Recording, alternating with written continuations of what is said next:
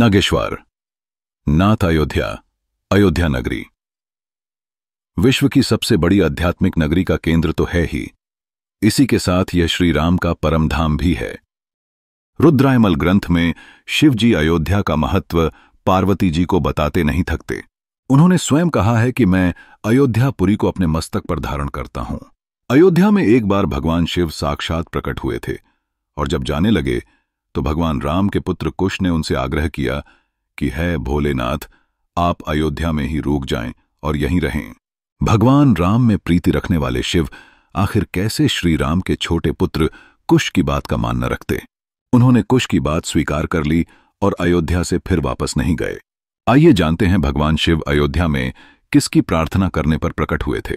सरयू स्नान करते समय गिरा था कुश भगवान का बाजूबंद। यह बात त्रेता काल की है, जब भगवान राम के पुत्र कुश अयोध्या नगरी के स्वर्गद्वार, जिसका वर्तमान नाम राम की पैड़ी है, वहां सरयू तट पर स्नान कर रहे थे। उस समय उनके हाथों में बंधा बाजूबंद नाग लोक की कन्या कुमुदनी को मिल गया और उसने वह बाजूबंद अपने पास रख लिया। काफी प्रयास करने के बाद जब बाजूबंद कुश जी को नहीं मिला, तब उन्हें इस बात का पता चला कि वह बाजूबंद नाग कन्या ने रख लिया है। इस बात से कुश को क्रोध आ गया और उन्होंने संपूर्ण नागलोक के विनाश का श्राप दे दिया। कुश के क्रोध से नागलोक ने की भगवान शिव की आराधना। श्राप से बचने के लिए नागलोक के अधिपति और कुमुदनी नाग कन्या के पिता कुमुद ने भगवान शिव की आराधना की और पूरा वृत्तांत बताया। भगवान शिव तुरंत अयोध्या नगरी में प्रकट हुए और कुश जी से नागलोक को क्षमादान करने का आग्रह किया। भोलेनाथ को देखकर कुश जी का क्रोध शांत हुआ और उन्होंने नागलोक को दिया हुआ अपना श्राप भोलेनाथ के कहने पर वापस ले लिया। जब भगवान शिव अयोध्या नगरी से जाने लगे, तब कुश जी ने महादेव से आग्रह किया कि आप न जाएं और अयोध्या नगरी में ही वास करें। कुश जी के कहने पर भगवान शिव ने उनकी बात का मान रखा और ज्योतिर्लिंग रूप में प्रकट हो गए।